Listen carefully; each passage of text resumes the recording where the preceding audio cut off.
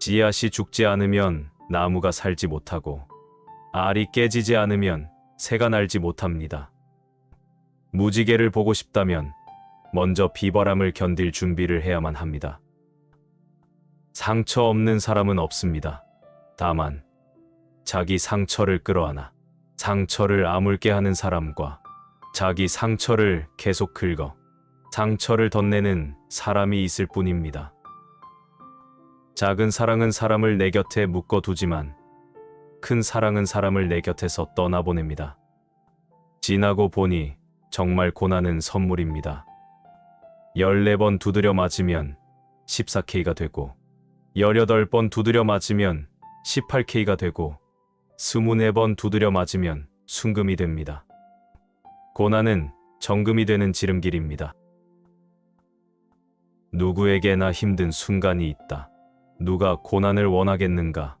그러니 고통스러운 사람에게 다가가 고난이 선물이다라는 말을 쉽게 해서는 안 된다. 깊은 고난 가운데 있는 사람에게는 고난을 함께 해주는 사람이 필요할 뿐이다.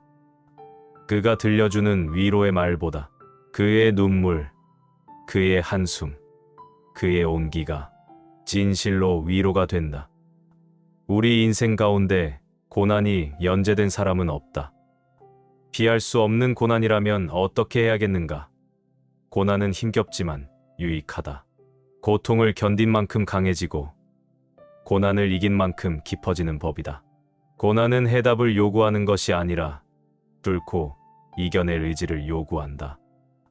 눈물겨운 어려움에도 불구하고 고난을 이겨낸 사람들은 그 고통스러운 시간을 되돌아보며 회상한다.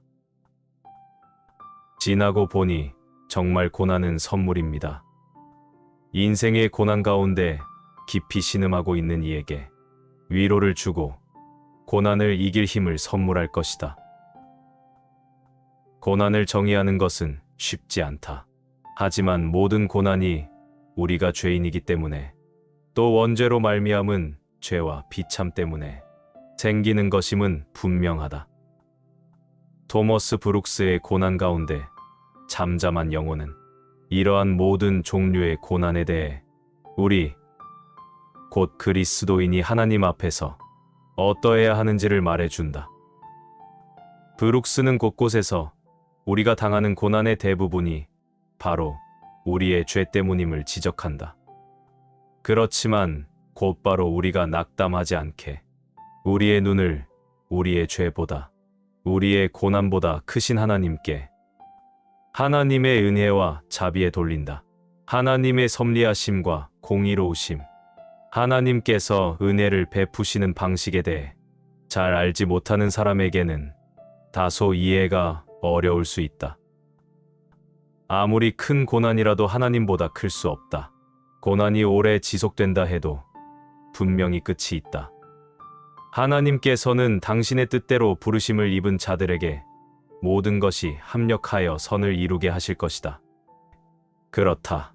우리가 겪는 고난들은 장차 우리에게 나타날 영광과 결코 비교할 수 없는 것들이다. 어떤 일이 일어나기를 진심으로 바란다면 한 번 이상은 노력해 볼 필요가 있다. 그게 자연의 법칙이다.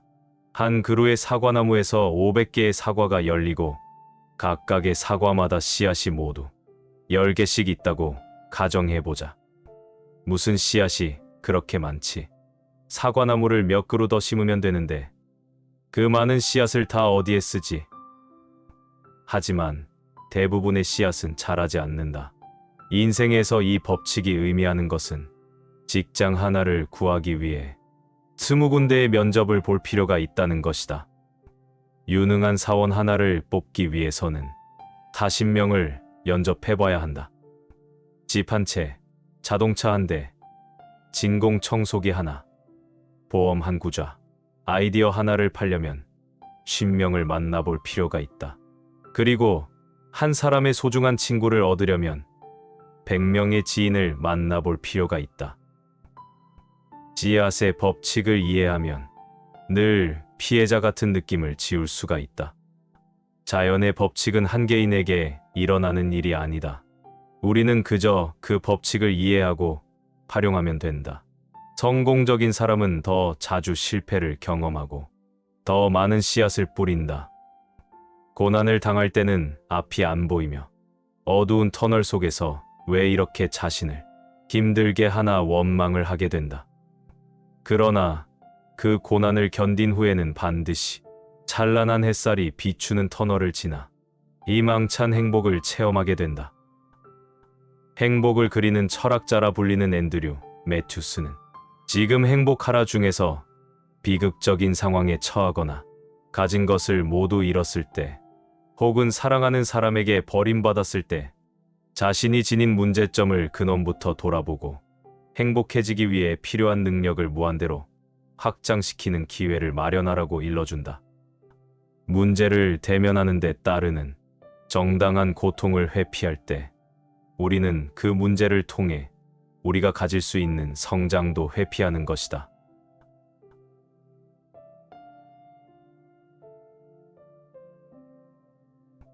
일. 먼저 뿌리고 나중에 거둔다. 거두려면 먼저 씨를 뿌려야 한다.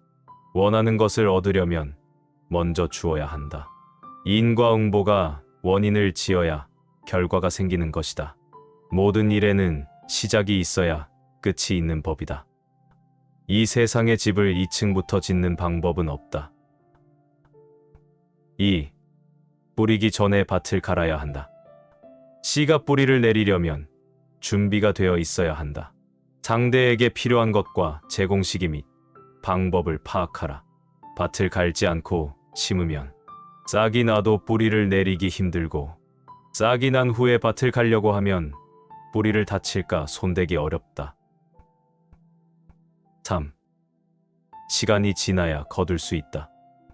어떤 씨앗도 뿌린 후 곧 바로 거둘 수는 없다. 무슨 일이든 시작했다고 해서 즉각 그 결과가 있기를 기대하지 마라. 음식점 장사도 한자리에서 1년은 열심히 뛰어보아야 성패를 알 수 있고 글씨나 그림도 3년은 열심히 배워보아야 소질이 있는지 알 수 있다. 4. 뿌린 씨 전부 열매가 될 수 없다. 10개를 뿌렸다고 10개 모두에서 수확을 할 수는 없다. 모든 일에 성공만 있기를 기대하지 마라.